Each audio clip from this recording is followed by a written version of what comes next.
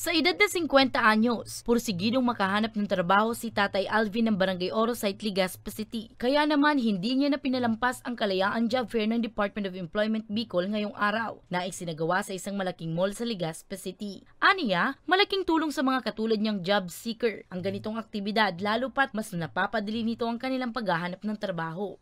Nagpunta ako dito para makakuha ng trabaho kasi ngayon wala akong trabaho eh. Saka tapos pa lang kami mag-schooling sa TESDA. Kaya baka ma-hired ako, yun lang po.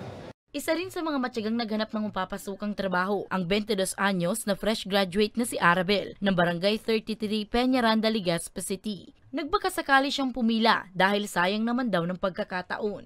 Napakalaking tulong po to sa amin kasi since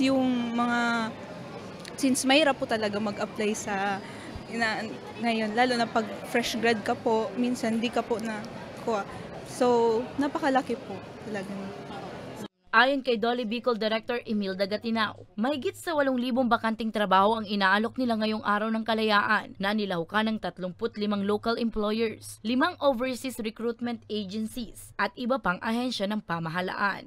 Alam ba ninyo na bumaba na yung ating unemployment na inirelease ng PSA ngayong June?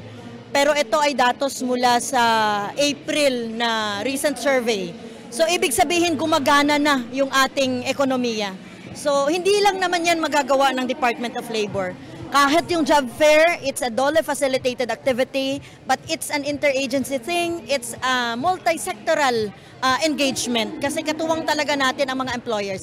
Ang role ng namin, katulad ng iba pang mga agencies, is to create an enabling environment where businesses will thrive at para magkaroon ng trabaho ang bawat Bicolano.